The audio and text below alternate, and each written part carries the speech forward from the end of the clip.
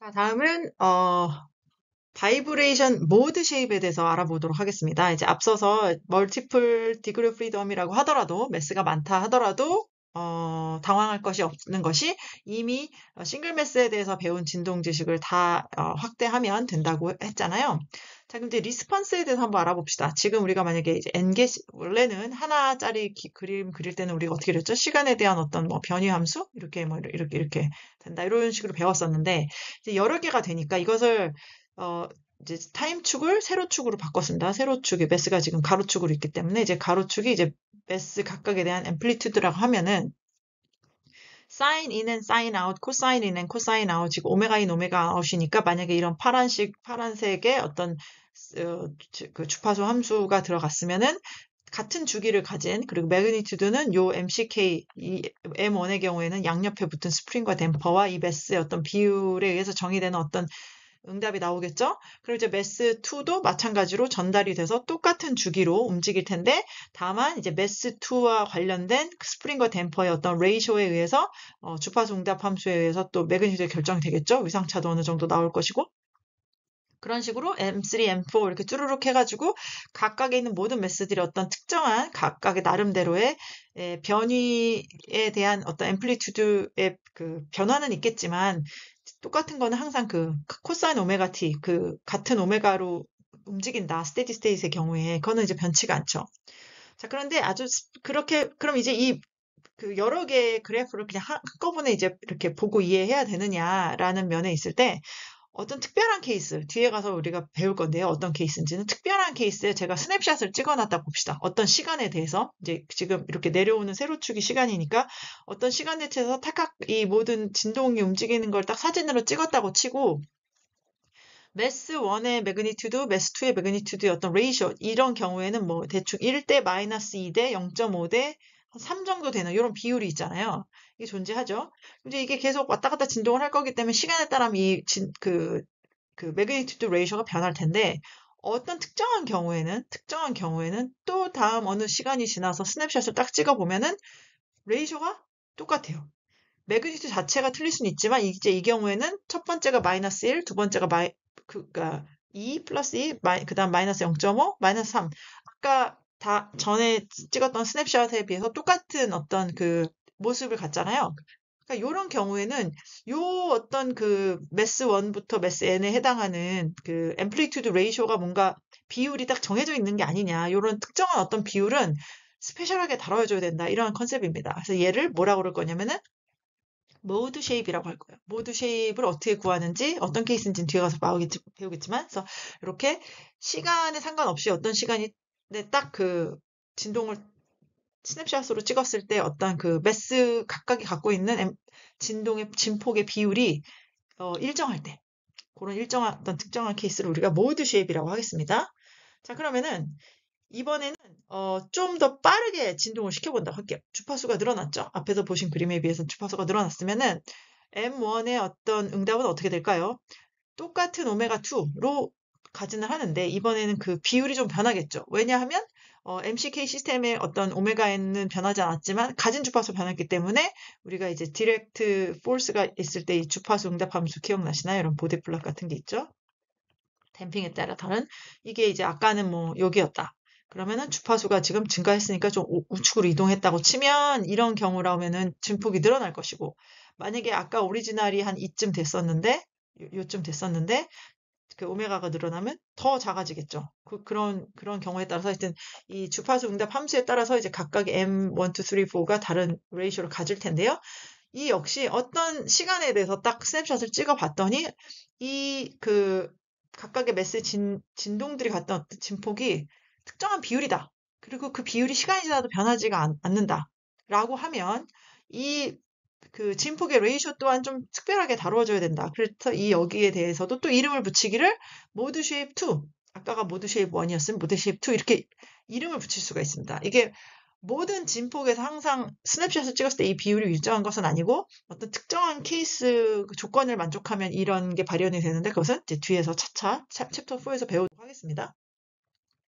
자, 그러면은 이 모드는 도대체 몇 개가 있느냐? 모드는 그 디그리 오브 프리덤만큼 있습니다. 예를 들어서 매스가 2개면 모드가 2개, 매스가 3개면 모드가 3개. 그래서 n 디그리 오브 프리덤의 경우에는 n 모드 쉐입이 있어서 이렇게 쉐입이 특별하다. 자, 여기서 그치는 것이 아니고 이것이 왜 특별하냐면 그 어떤 arbitrary input이 왔을 때 이제 결국은 우리가 구하는 것은 각각의 이제 매스들이 갖고 있는 진폭을 구하는 거 이제 진동 문제인데요. 그 진동은 어떤 harmonic 또는 forced response에 대해서 그 응답 X는 이런 모드 쉐입들의 weighted sum으로 이루어진다가 바로 챕터 4에서 말하고자 하는 가장 중요한 컨셉입니다. 아주 중요한 컨셉입니다. 그래서 얘는 특별한 이름이 있죠. 모달 어널리시스라고 하고, 이 모달 어널리시스 컨셉은 예를 들어서 어떤 이 응답이 최종 이제 빨간 응답이라고 했을 때 이제 가로축 시간이 아닙니다. 가로축은 이제 각각의 매스의 로케이션이고 첫 번째, 두 번째, 세 번째, 네 번째 매스가 요런 비율을 가지고 시간에 따라서 변한다라고 하는 이런 어떤 그 최종적인 그 응답을 구할 때는 요런 모드 쉐입들의 어떤 웨이티드 썸으로 이루어진다라는 것이 정말 그 중요한 컨셉인데요. 근데 어디 많이서 들어본 것 같지 않습니까? 어떤 응답이 있는데 기본이 되는 어떤 베이시스가 있고 걔네들의 웨이티드 썸으로 총합이 이루어진다.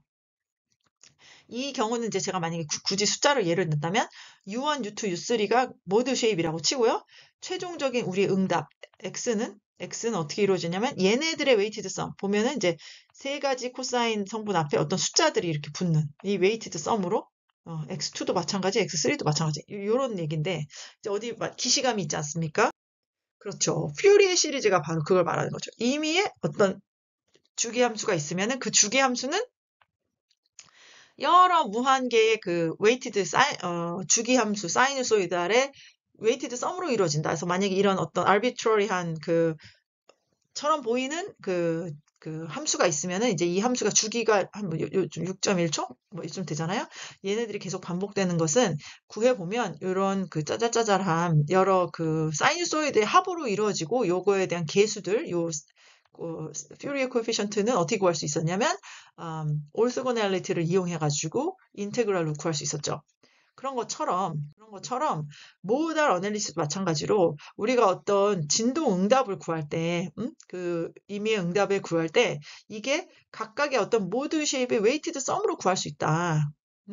그것을 의미하는 것이 바로 모달 어널리시스입니다. 그래서 이것이 바로 챕터 4에서 왜냐면은 매스가 하나일 땐 여러분이 손으로 풀었잖아요. 근데 이제 매스가 2개, 3개, 4개가 되면 결국은 이제 손으로 풀 수는 없고 이제 누메리컬리 풀어야 되는데 그 과정에서 어떤 원리를 이용해서 풀 거냐면 이렇게 여러 개의 모드를 구해놓고 그 모드의 썸으로 웨이티드 썸으로 구하는 그런 방식으로 이제 우리가 문제를 풀 것입니다. 그리고 꼭 챕터가 아니더라도 이제 존재하는 엔지니어링으로 핸들링하는 대부분의 문제에 이 모달 어널리시스가 그 진동 해석의 핵심이다. 이런 면에서 아주 중요한 컨셉이라고 할 수 있겠습니다. 그리고 여기에도 이제 마찬가지로 앞에서는 퓨리 시리즈는 인테그랄을 많이 사용했는데 여기서는 리니어 알지브라를 활용해가지고 어떤 뭐 인버스 식을 이용해가지고 그러니까 코디네이트 트랜스폼을 한다던가 아니면 뭐 디터미넌트를 구하고 뭐 아이겐 벡터, 아이겐 밸류 프로블럼 푸는 등 우리가 리니어 알제브라에서 배웠던 어떤 기본 툴을 가지고 이제 소위 모드 어널리시스 필요한 코에피션트들이나 모드들을 찾아낼 것이다. 그것들이 챕터 4에서 전반적으로 배우는 것이다. 이렇게 이해하시면 되겠습니다. 자, 그러면은 우리가 이제 그런 모드 쉐입을 구하는 것은 결국은 커플된 이퀘이션을 디커플해서 푸는 건데 그 얘기를 마저 하고 마무리를 할게요. 자, 앞서서 배웠다시피 이제 우리가 그 오디널 디퍼런셜 그러니까 이퀘이션 오브 모션을 하면은 M1의 모션을 M1에 가해준 힘 중에 하나는 X2의 변위로 인한, 요 X1과 X2 상대 변위로 인한 스프링 댐퍼의 포스가 있기 때문에 M1에 대한 ordinary differential equation에는 force source로서 X2의 그 변위와 속도가 들어가고, X2 역시 양옆에 붙은 X1과 X3의 그 set variable과 미분 값이 들어가게 되죠. 이게 커브되어 있잖아요. 그런데 만약에 이게 우리가 어떤 이게 만약에 그냥 서로 독립되어 있다면 하나는 그냥 X1에 대한 여기서 R로 표현했는데 R1에 대한 미분 방정식이고 두 번째는 R2에 대한 미분 방정식이면 이것은 뭐 n개가 아니고 뭐 100개, 1000개 있어도 이거 너무 쉽게 풀 수 있죠. 그냥 2차 미분 방정식 푸는 거 이제 여러분이 충분히 스킬을 익혔으니까 이건 그냥 풀어가고 그냥 리핏만 하면 되죠. 그러면 그 커플드 디퍼런셜 이퀘이션에서 디커플드 이퀘이션으로 가는 어떤 소위 매직 매트릭스가 있다. 그런 어떤 매직 매트릭스 S가 있다고 치고 X는 S 곱하기 R이라는 어떤 트랜스포메이션을 매트릭스 트랜스포메이션을 통해서 커플도 되어 있는 게 전부 다 디커플이 된다고 하면 이게 너무 쉽죠. 이 디커플 된 거 그냥 풀면 되니까. 그런 다음에 다시 역 트랜스폼을 해주면은 우리가 X라는 것을 구할 수 있지 않느냐. 이것이 이제 바로 이제 수학적으로 이제 모달 어널리시스를 하는 방법입니다. 그래서 이 방법을 우리가 배울 것인데요. 그렇게 커플드 된 이퀘이션을 디커플해서 가는 이런 어떤 풀 패스가 있는 와중에 교과서에는 두 가지를 소개하고 있는데 하나는 모드 쉐입 어널리시스입니다. 모드 쉐입 어널리시스는 좀 간단하고요.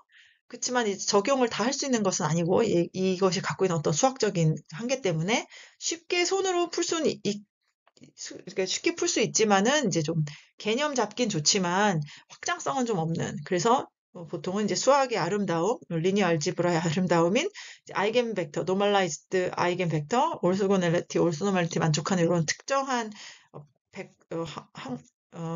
매트릭스를 이용한 아이겐 벡터 어널리시스를 통해서 문제를 풀어요. 그래서 결국은 챕터 4는 아이겐 벡터 어널리시스 통해서 모달 어널리시스까지 갈 건데 그럼에도 불구하고 우리가 왜냐면 이게 지금 결국은 뗄래야 뗄 수 없는 이 모드 쉐입 단계를 거쳐서 아이겐 벡터 단계로 갈 거기 때문에 이제 교과서에서도 초반에는 이제 모드 쉐입 어널리시스를 좀 맛보기를 하게 하고 그 다음에 이제 아이겐 벡터로 넘어가는데 요거를 좀 초반에 구분을 해놓지 않으면 좀 헷갈릴 수 있기 때문에 이 부분에 대해서 여러분이 이해하시기는 커플드 된 오디너리 디퍼런셜 이퀘이션을 디커플로 하면 되게 쉽기 때문에 이런 매직 매트릭스 S를 이용해서 트랜스폼 과정을 겪고 나서 다시 환원하는 이 과정을 거칠 것인데 그게 모달 어널리시스인데 그 과정에서 결국 여러분이 풀어야 될 거는 아이겐벡터 어널리시스구나를 이해하시면 되고 그 과정에서 여기 이렇게 풀리 사이클 돌지 않고 반발짝 가다 마른 것 같은 컨셉이 바로 모드 쉐입 어널리시스인데 이거 역시도 여러분이 숙지하셔야 된다. 이 정도로 알고 이제 디테일은 다음 챕터에서 직접 실전 문제를 풀어보도록 합시다.